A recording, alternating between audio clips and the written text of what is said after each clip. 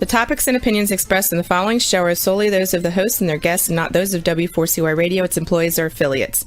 We make no recommendations or endorsements for radio show programs, services, or products mentioned on air or on our web. No liability, explicit or implied, shall be extended to W4CY Radio or its employees or affiliates. Any questions or comments should be directed to those show hosts. Thank you for choosing W4CY Radio.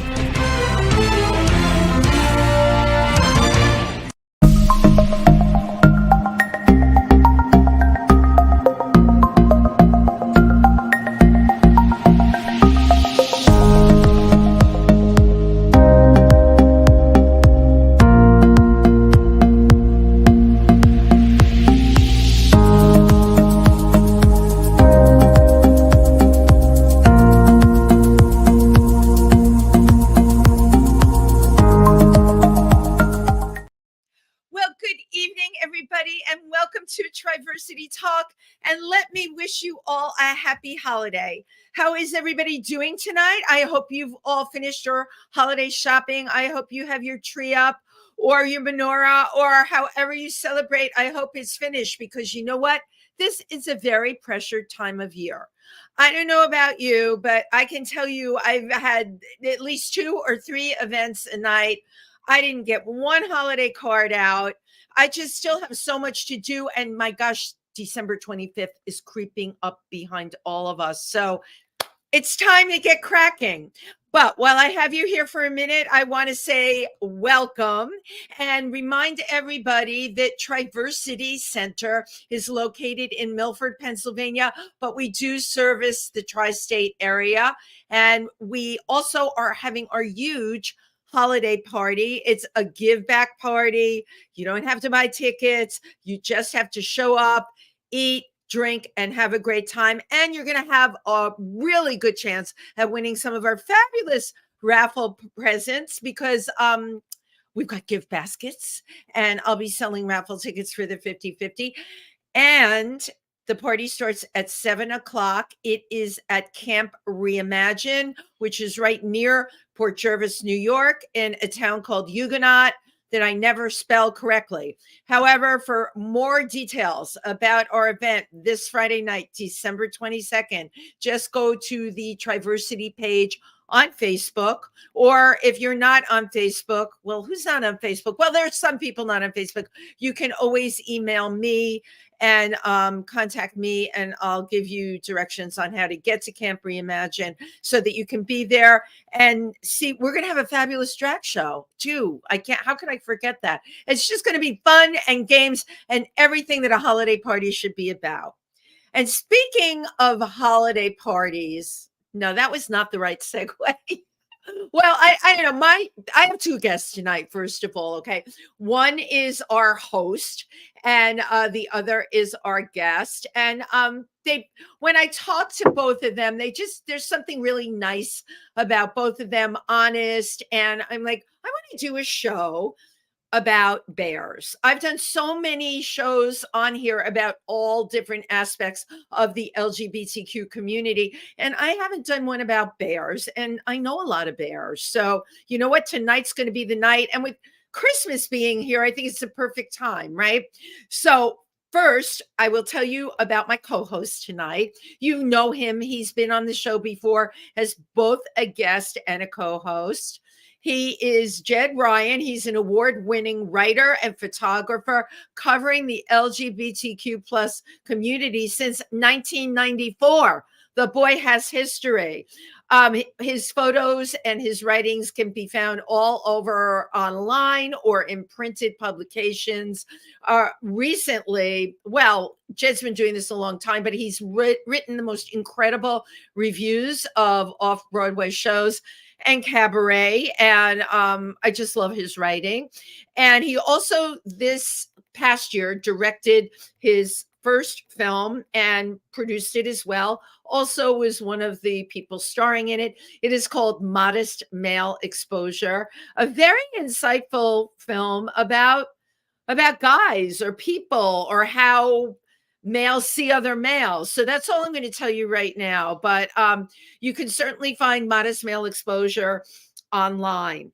Now, my second guest, I actually met for the first time at a book signing party for the amazing David Kennerly, who wrote a book about clubs. It's called Getting In. David Kennerly saved a lot of the original invitations for the clubs for like since the 90s. I mean, that is dedication. The book is fabulous. Coffee table size book. So we were in the bar, Barracuda, and there were a lot of really great people that came to support David Kennerly's book signing. And one of the people that I got to meet that night was Robert Valin, who is building LGBTQ plus community with the Urban Bear and a site called queerful.com. And if you don't know about the Urban Bear, many people in New York City do, but when you're out in New York, maybe you don't know. Robert Valin is here to tell us all about it. So let's give him a warm round of applause. Welcome, everybody. Well, thank you for that warm round of applause. Well, thank you so much for being here tonight. Now, Robert, you're our guest, so I guess I'm going to start with a little bit about you. I thought it was interesting in your bio that you said that you're a third generation New Yorker. You just kind of stopped me after that. I'm like, whoa, there's not too many of those. It's funny that you say that because I know so many of them, and I get that a lot. Well, wow, there aren't too many of those, but like, I mean, I guess because I'm from here and I still have friends that grew up here and stayed. I know a lot of third generation New Yorkers, but as for me, on my mother's side, my grandmother was born up in Harlem, and my mother lived up there until her whole adolescence, until she got married to my dad. And my dad's from the Bronx. His parents are from England and Poland, and I've never lived anywhere else. You are a native New Yorker, and your dad is from the Bronx, where I'm from. So, what area? And I knew there was something about. See, there's things about people that sometimes you connect. You don't know why. We're in the Bronx. So I don't remember the name of the neighborhood. He drove me by his apartment once years ago, it was a beautiful neighborhood back in the day, and it's probably getting gentrified again. All I know was it was Hoe Street, Hoe. I'm a descendant of Hoe Street. I think pretty funny. I don't even know where it is, but yeah, that could be tough. Like when he was growing up, you tell people I live on Hoe Street. My God. Yeah. It leaves it open to a lot of snarky comments. Let's just say that. So, Jed, besides being fabulous, I thought you would be a great co-host tonight because both of you really know a lot about bear culture. And honest to God, my first exposure to bear culture was in the 90s, all right, when I think it started to become really popular, what the bear was. Remember, I came out of like the late 70s, and we went into like from that Clones and Muscle Boys and Effeminate Gay Men. But I didn't really start to grasp the bear concept, right? I didn't know what it meant. And a lot of the bears look like, guys I dated. So congratulations for that. I'm sure that was fun.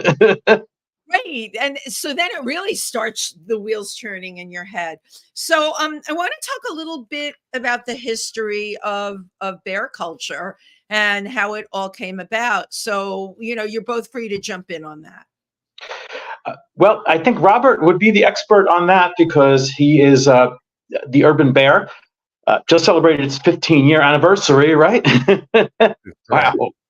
Only another 3 years till adulthood. Yes. And a lot of people, when they hear Urban Bear, I know when I hear it, I think of the amazing street fair that's held every year in the spring. And it is really just an amazing event. And but that's only scratching, or what I say, bear clawing the surface, because there's Urban Bear. Yes, nicely done. There's Urban Bear events all year long at many different locations. So I think that like people that, no matter what time of the year, there's always something going on. Right. And when I first became part of the bear community, the Rock Bar, which is on Christopher Street, was actually the Dugout, and that was a very popular bear bar, and that's how I met my first guys who called themselves bears. And then I learned a lot more about it in the time to come.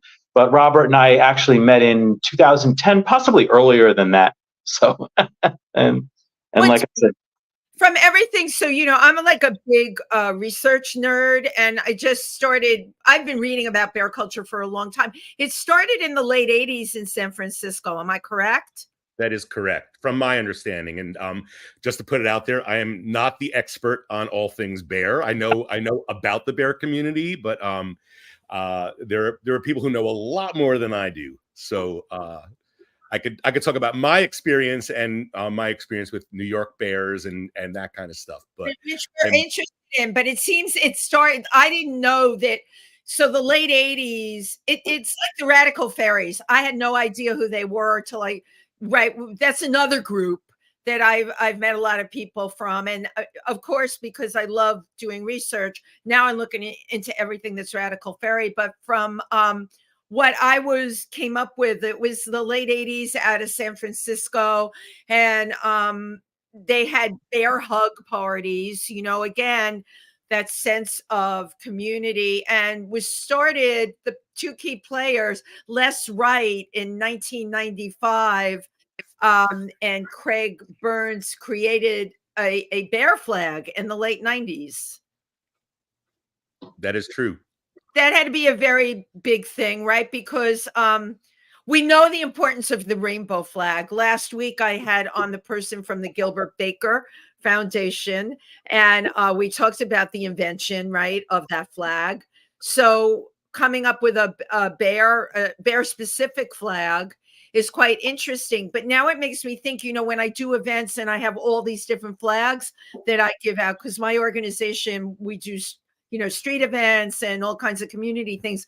I don't think we have a bear flag. Like, are the bear flags? Well, I know. I need a little bear flag.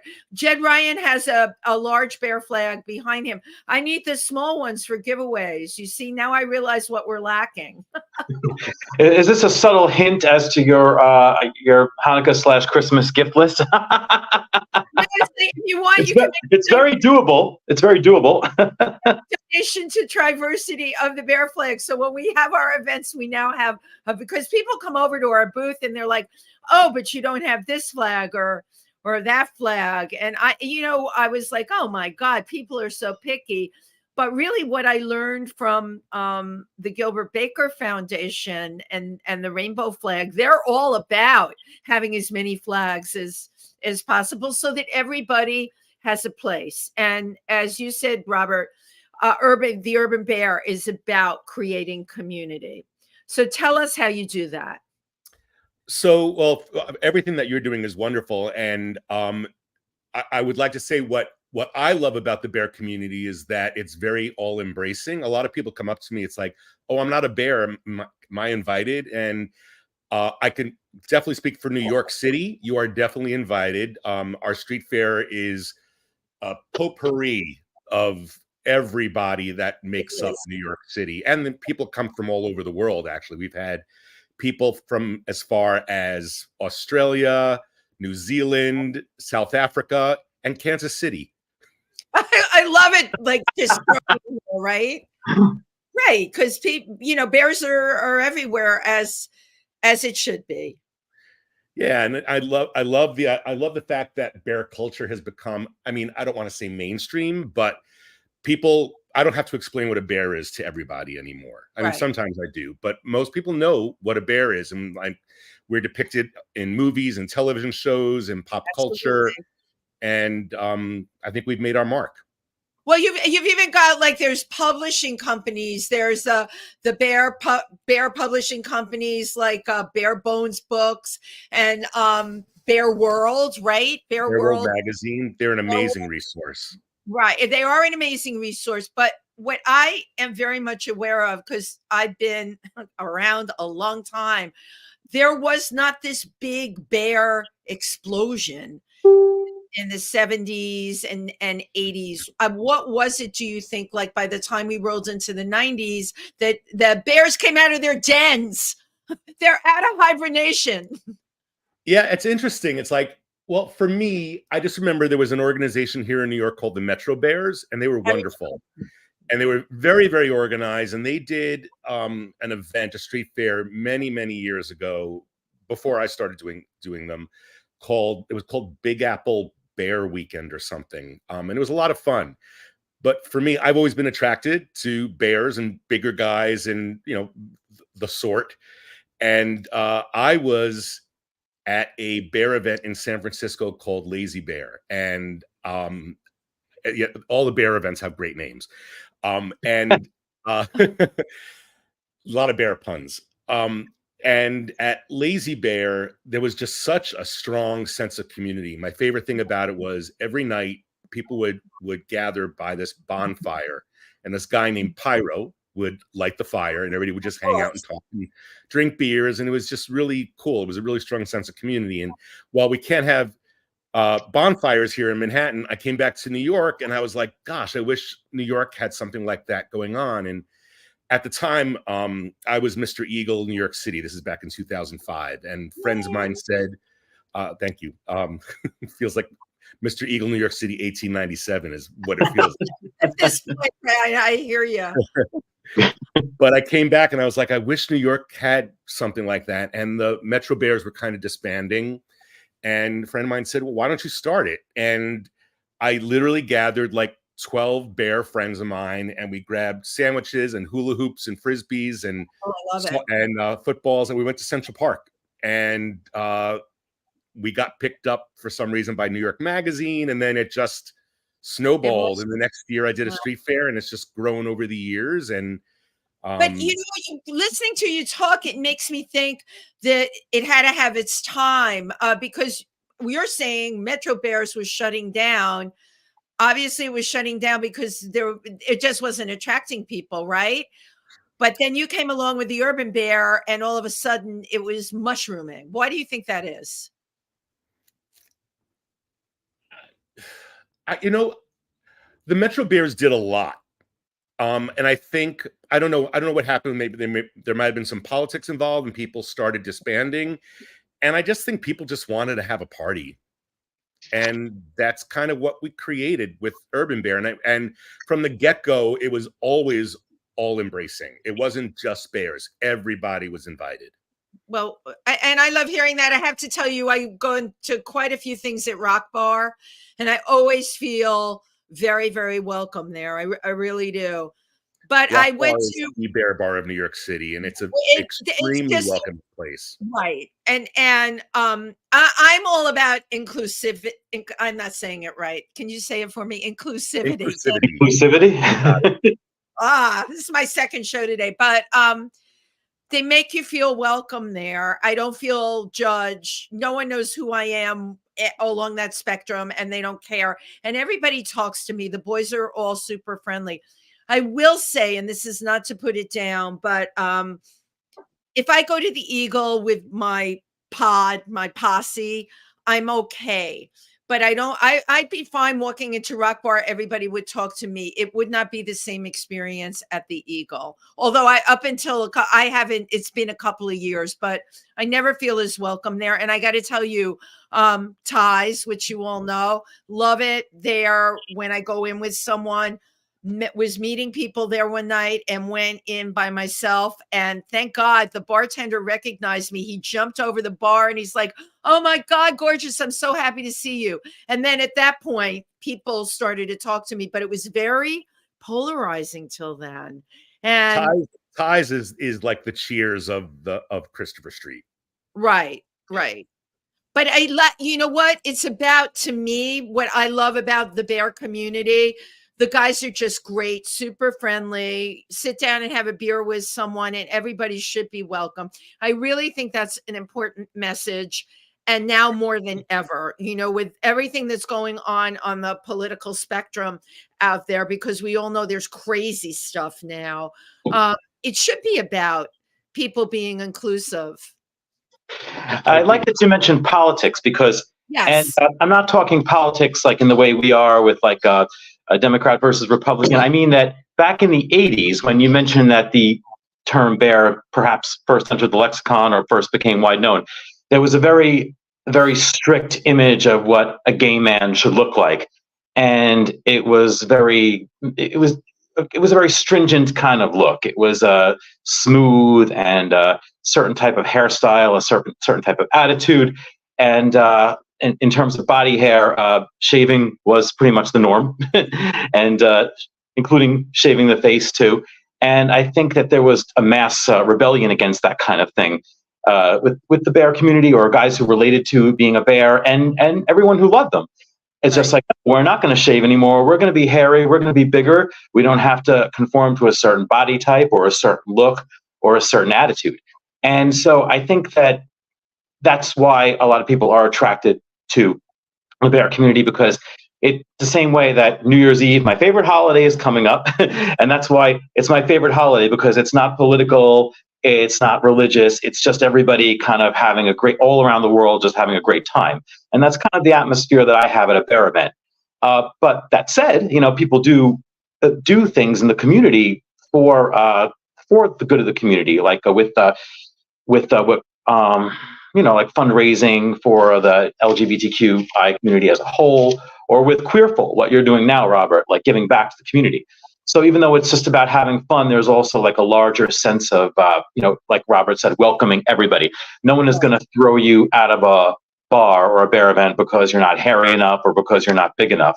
But at the same time, it's like, okay, we're all here to have fun. It's like, yeah, we're big, we're hairy, we're unapologetically sexual, and we're thirsty too. We're going to drink and probably eat as much as we want to without having to worry about what everyone is going to think. So, Jed, I'm very glad you brought this up before I jump onto queerful.com, which I'm completely impressed with and I want to talk about. But you brought up a good point, Jed, because I remember coming out of, we used to call them clones or muscle boys, right? All the shirtless guys that were danced at the Roxy and Paradise Garage and all of that. And it was very much, smooth skin, pumping up at David Barton Gym.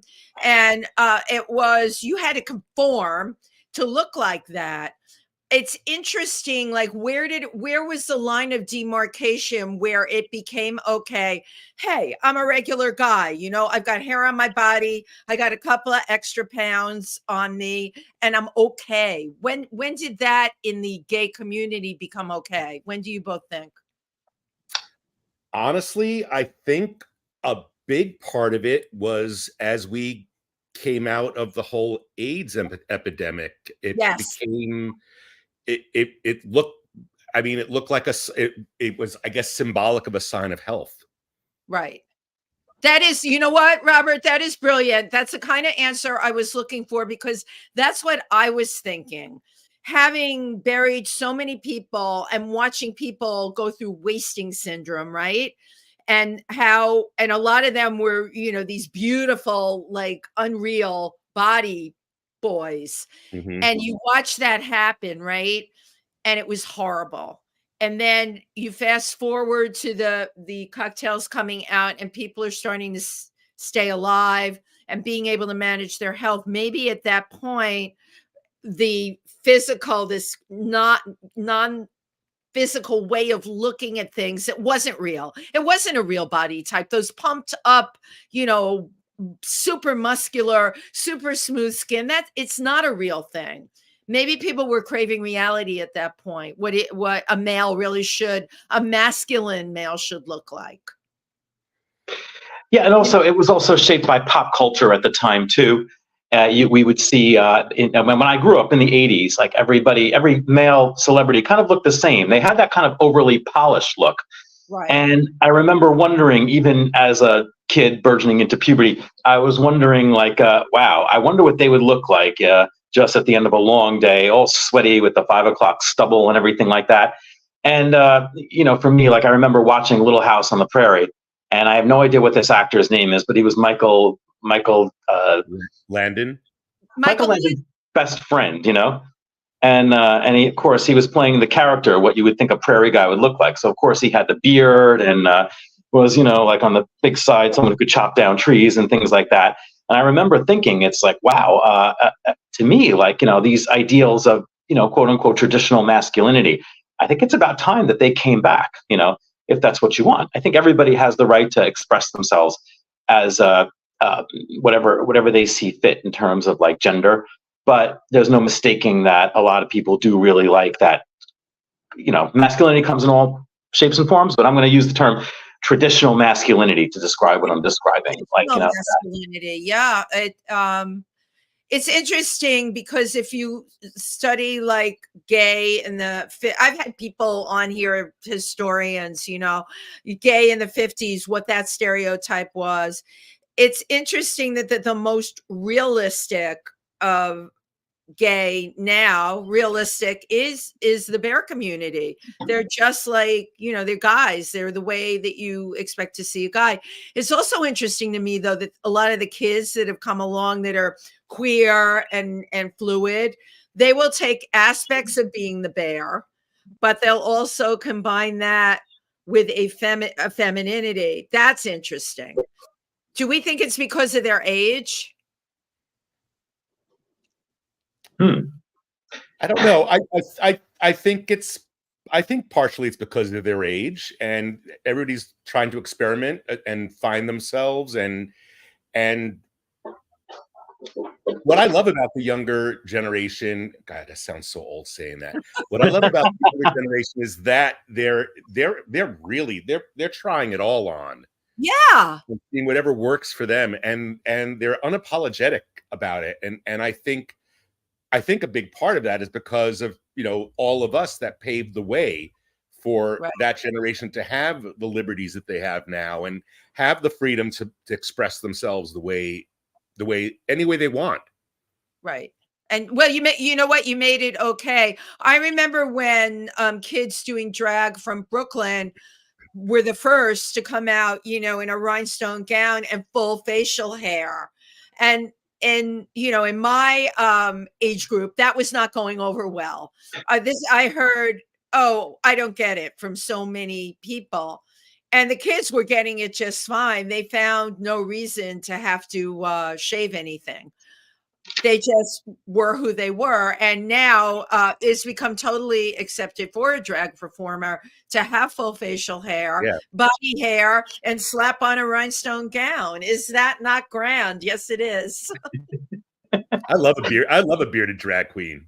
There is nothing like a bearded drag queen. So I want to jump over to queerful.com with you and talk about its origins, how it all came about.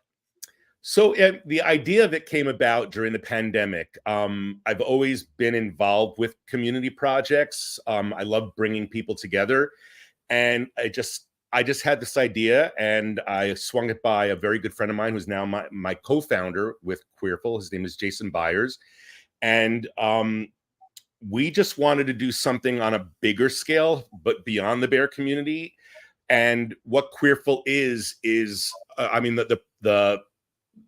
the building blocks of what we're doing is connecting, supporting, and inspiring the LGBT community by highlighting queer small businesses throughout the United States that wouldn't necessarily be visible to a larger audience, and then connecting people to them, and then taking a portion of the proceeds that we make from any of the sales that they get or we get from merchandise, marketing their merchandise, and then giving it to grassroots queer organizations that also wouldn't necessarily. I mean, we all love the Trevor Project. We all love the Human Rights Campaign and the Trevor Project. These organizations do get a lot of grants and a lot of money, and there are a lot of organizations that just go under the radar. They don't get anything, and we want to shine a light on those. And that's exactly what you're doing. I mean, I looked at your current things that you have for sale, and a portion of the proceeds will benefit the Transgender Law Center. And if you click on that and then you go and look at their site, I can't think of a more important organization, especially with what's going on now. Kudos to you for doing that. Really, I think it's great. It's a passion project. Well, it's great. It's totally great that you're doing that. How do you find the organizations that, like, I'm a member of the Imperial Court of New York. I'm a Marchesa. And Mark, Woo-hoo! Yeah. yes. I keep getting elevated, and I don't just mean in the elevator, but I'm a Marquesan now. But the reason I wanted to become a member of the court, and I could have stayed Lady Wendy Darling. It was fine. I loved what they did. I loved that every single penny that they made went to help another organization. That is like, wow.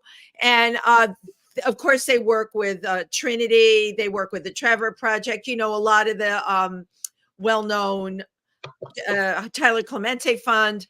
Those are, you're right, they're all well-known, but like, what about the smaller organization? It's like when people find our organization, Triversity, and that we service the rural parts of the tri-state area. And when I think of everything that this organization offers with support groups and tabling, and we have a thing called community conversations, and we do events, I'm so proud of them because, you know, we're in Milford, Pennsylvania, and they've really put this group that is currently running things has really put the organization on the map.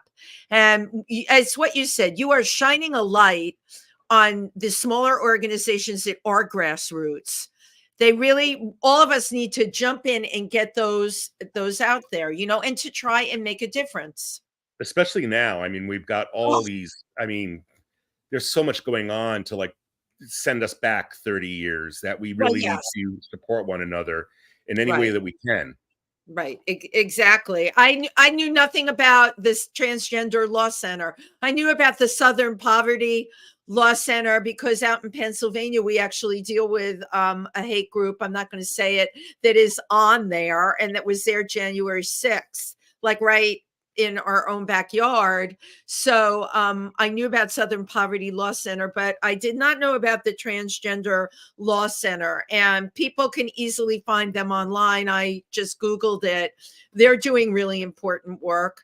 And also for you, people can find great gifts on your. How often do you change your gift offerings? Well, we literally just launched about a month and a half ago. So this was our first curation. We're going to be doing another curation in January, and for February, we're going to feature because it's Black History Month. We want to feature Black and queer owned organizations. Fabulous. So, for all of you who are watching, if you have a favorite business, small business that's owned and operated by someone in the LGBT community, or if you know some underserved charities that need a little extra help, please go to our website and let us know. We'd love to know about them. We'd love to feature them, and we'd love to get you out and get you noticed. That's so fabulous. Are you familiar with a product called Uber Lube? No, but it sounds hot. Okay. So Jed and I are familiar with that product that Icavelli promotes. Is there wait? Is there surge pricing? No, I love that. That's great. That should be a tagline with no surge pricing. With no surge pricing. I'm going to connect you with them because you might be interested in featuring their product on your site as well. It's a great product. It Absolutely. can also be used in your hair. No kidding. It's like, you know, you want, right, Jen? It's true. I definitely have to get some. Dissolving into gales of laughter, but it's true. You can use it. You know, it's a multi-use product, and they really do support the LGBTQ community. So, yeah, that's a product I know about, and any others that I can think of, I will turn you on to. Send them our way. Oh, and speaking of great products, I did go to the site, and there are some great things on there. The Caftgo caftan, the sequin caftan, that's really nice. Yes, yeah. And and Caftgo is an amazing organization. I'm good friends with the owner, who is Bear. His name is O'Day, and their designs are absolutely gorgeous. Right, all those things on there make very unique gifts that like seem like, you know, they're flashy enough and indulgent enough that they would really make great gifts. And you look at them, you're just like, oh, well, I know exactly who this is for, because they might not want to buy it for themselves.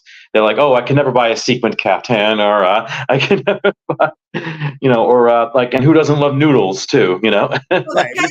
We want to make sure that spicy noodles. And I have to say, I'm not just saying this, they're absolutely delicious. They're restaurant quality, those noodles. Mm. They're really, really good. Jed is hooked on fast food, but I think he'll try it. Definitely try some noodles. But what we're trying to do is we want to, I mean, you'll see there's the price difference between the noodles, which, you know, you'll get 10 packs for like $39, and the caftan, which is like $300. You know, we've got something for everybody. Yeah, I have the Ensemble Saucy Noodle Sampler, a 10-pack for $50. That would make a great gift for somebody that wants noodles. And the caftan is gorgeous. Sequin caftan, rainbow gold for somebody special in your life. You've got flames and flannel. I love this candle. It's a port candle bar for $40, and every day is cuffing season. How true. Mm-hmm. Do you write the copy for it too? Yeah, me and Jason, we have a lot of fun writing the copy. This is no doubt. This is absolutely great. And then, of course, for our coffee lovers, there are Equator Coffees and Dirty Chai, holiday blends. Lesbian owned and operated. Okay, love it. And then sparkling wine that you have on here, Equality Vines. Listen to the names of these companies. Equality Vines, by the way, Equality Vines is owned by a lot of people don't know this name, which surprises me. And I'm forgetting his first name at the moment. Jim Obergefell, who is with him and his husband are responsible for the legalization of gay marriage throughout the United States, and that's his winery. See, I didn't know that at all. That, you know what, you could do your own ad for that to promote that. Yes, as long as I can remember his first name. Yeah, that is kind of that is for the moment. He's the loveliest guy.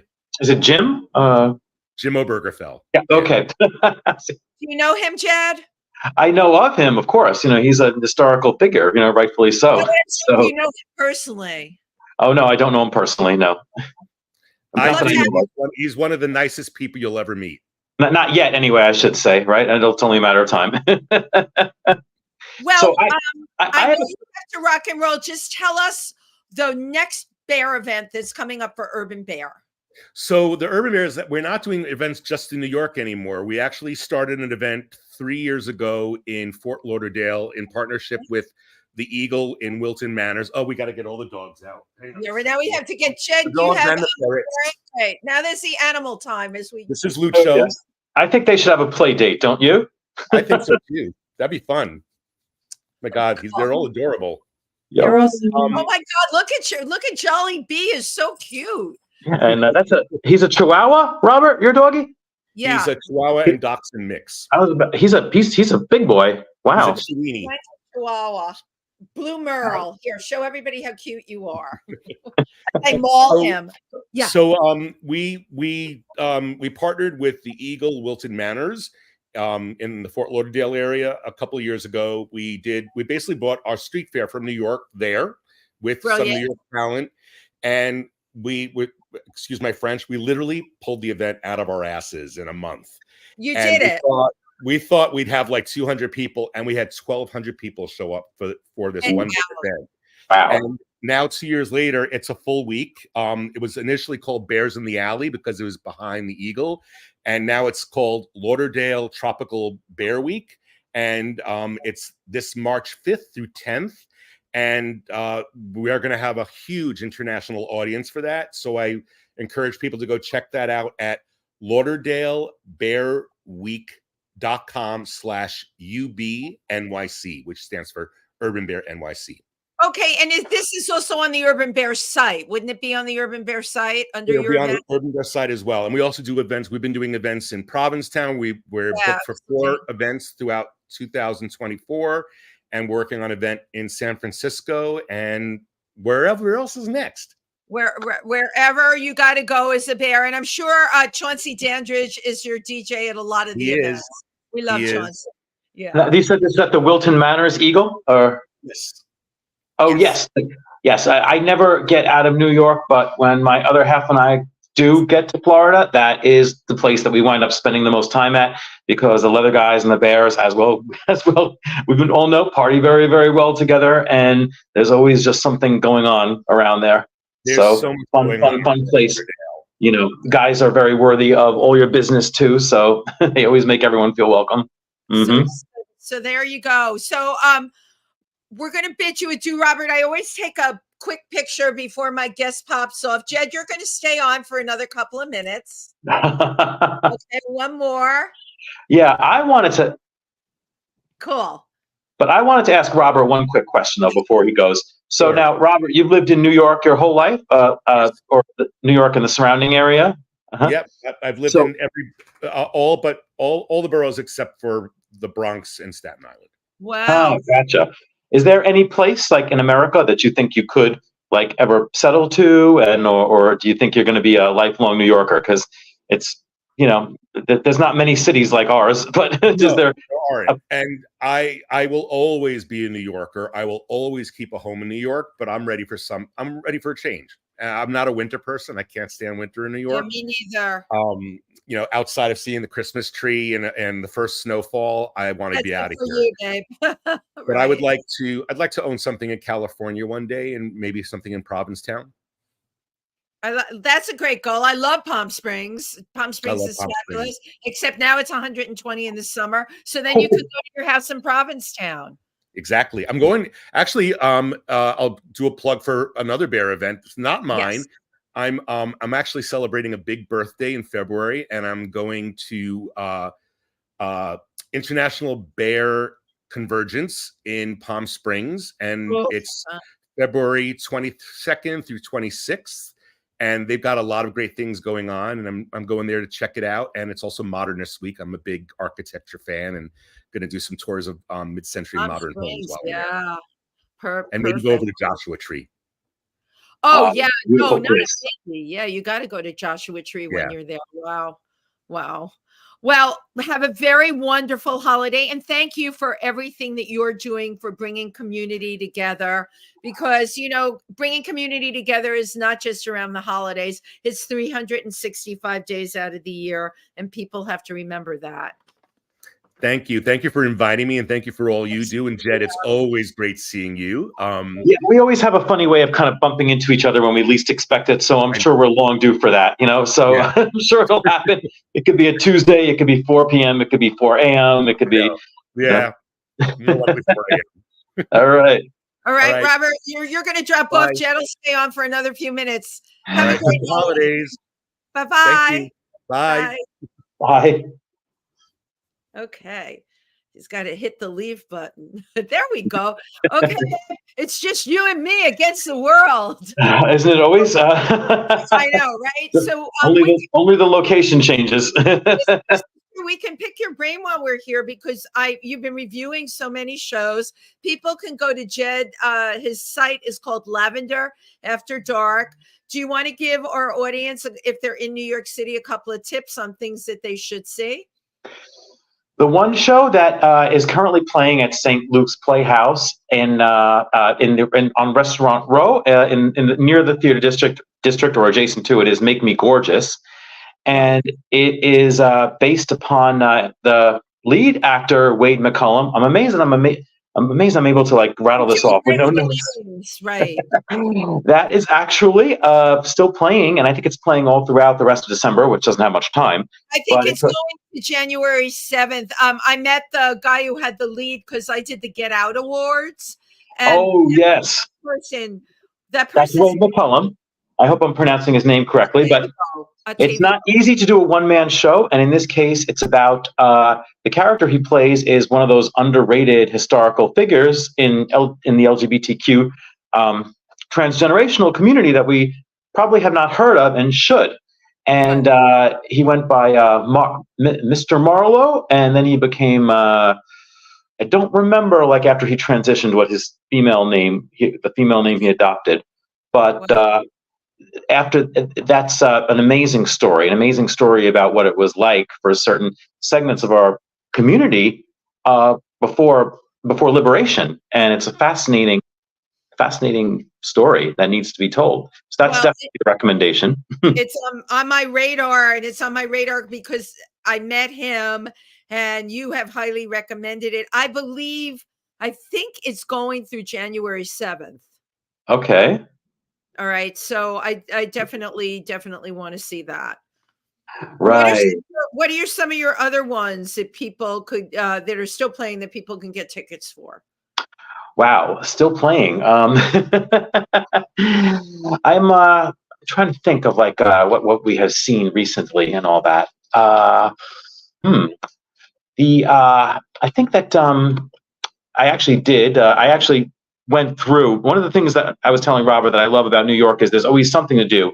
Many things to do. That's our biggest problem is that there's always like a million things to do for all of us, right? at any given time and everything. And so I did because Joe, my other half, my husband, his birthday is coming on December 28th. So we're both Capricorns. Sandwiched between two big holidays and everything like that. So one of the things we do is we always buy each other theater tickets. And I did peruse every single thing on Broadway and off Broadway to try and find the right show to take him on the 28th. And I don't want to give it away because he's probably watching right now. But I will say that don't give it away. But you can text me privately because now I'm on pins and needles. I definitely want to go. I personally want to go see Night of the Iguana with Daphne Rubin Vega and Austin Pendleton, who Tim and I we have a big interview we taped coming up with Austin Pendleton that will be airing January 3rd. And then 2 weeks after that, the interview is so big, it's in 2 separate parts. But well, apparently we think very much alike, and I'll leave it at that. But I did warn him that the show, from what I read the description, does last for like almost 3 hours. So well over 2 hours. So that might give away a little bit of it, but let's just say it was from a playwright who is well loved in our community.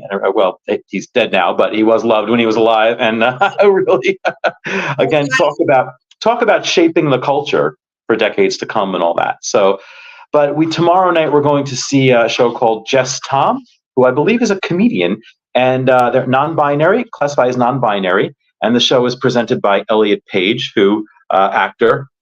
Who was Ellen Page before he transitioned. Absolutely. The minute you said Elliot Page, yeah, everyone knows. Wow. So Elliot Page is in it or is producing it? No, only presenting it. And the show is called Jess Tom. Jollibee's giving me a tail mustache here. I know you're the first guest I've had on, Jed, that has a ferret attached to their body, but I won't judge you by it. You know what? Guess what? We're out of time. Oh my God. Oh, well, Jess Tom, Less Lonely, and we're seeing that, and that's at the Greenwich House Theater. So we're seeing that just because it sounds interesting tomorrow night. So I will give you my full review of that. Definitely. Absolutely. And you can find Jed again on Lavender After Dark. And Jed's going to be working on a new film in January. Well, hopefully all of us are. Yes, Wendy is in it. Your character. You know you have a specific person in mind when I describe your character as a Wendy Stewart-like character. Stewart-like character, yes. Because yes.